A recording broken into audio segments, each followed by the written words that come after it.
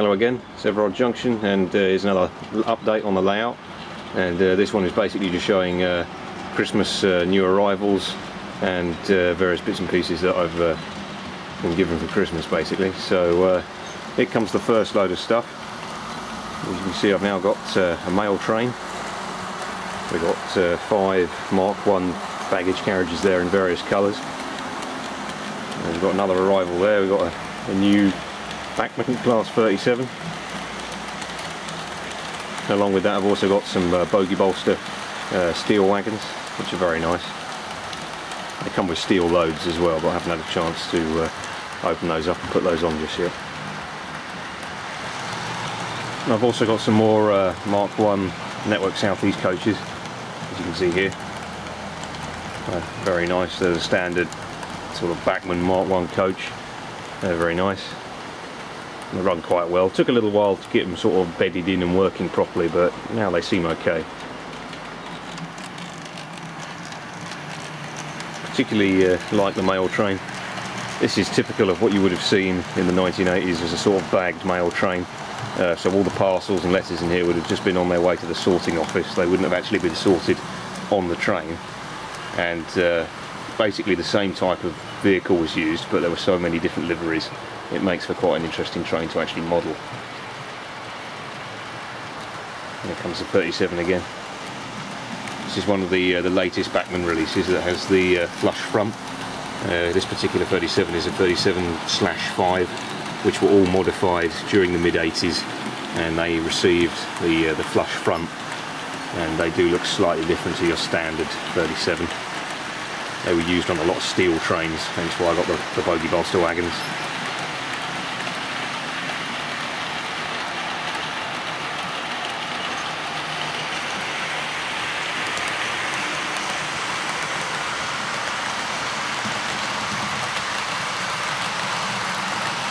I also got a double track tunnel mouth, so I can start working on the hillside over here. Another nice thing about having these Network South East carriages is I can now run both of the Class 50s at the same time. This looks quite good. You'll notice that the blue on the carriages is much lighter than it is on the locos and my other Network South East carriages that are coming the other way. Now that is correct, it is supposed to be like that. Basically Network South East in the 80s had 2 different liveries. They looked very similar, but one had a much lighter blue, which faded quite badly in the sun and generally looked quite poor after it had been on the loco for a few years. So they changed it later on to have a much darker blue. So the engines in the Mark II carriages are painted in the darker blue, whereas the Mark Is are painted in the earlier version of the livery, which was the lighter blue. Many of the Mark I carriages never actually got painted into the revised livery, so many of them did stay this colour. You can see lots of pictures on the net of these lighter carriages being pulled by an engine in the revised blue.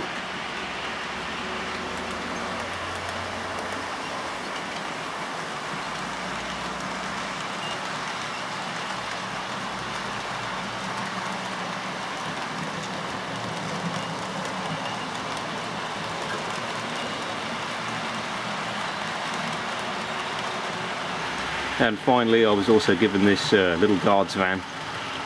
This will be used on the nuclear flask train, as you can see here, and I'll get that running in a second so you can see what that looks like. This is just a standard 20-ton Bachmann brake van, and it's been out for quite a few years now, and it is a very nice model. I believe Hornby have just actually brought out a new one or re-released it or done a more tooled up version, so it'll be interesting to see how that compares. But at the time, the Bachmann one was available, so that's what I got. Now, some of you may have just spotted this wagon and may have been wondering what on earth this wagon actually is. Now, you can't actually buy this type of wagon ready to run. I've actually had to make this wagon. It was fairly easy to make, but it has taken me quite a while to get right, and it's not quite finished yet, but it's pretty much there. It's in a presentable condition. So basically this is called an RNA wagon, and they were used as barrier vehicles on nuclear flask trains in the 1980s. In the 80s there was some sort of rule, I believe, and it was the flask had to be a certain distance away from the driver of the locomotive that was pulling it. I'm not sure if that rule still applies today. I don't think it does. None of the stuff that DRS pulls seems to have any barrier wagons anymore. but certainly in the 80s and the 90s you needed a barrier wagon. Now there were two types that were generally used. There were these HEA hoppers, which were recoded RNA and pretty much left in their original condition. As you can see, it's still got the hopper on it, and you know, this just looks like a coal wagon. And a lot of them were just used like this, but some of them were cut down. What they would do is they would take the hopper off the top of the wagon and just leave the chassis on its own with some extra weight in it. And you can see that is the chassis of that particular wagon. Now this is a slightly older Hornby version, and I've converted it to use the slimline tension lock couplings, and just painted it and done a few pieces and stuff. Also had to make a flat sheet to go over where the hopper used to be, and it's come out quite well. I'm very pleased with it.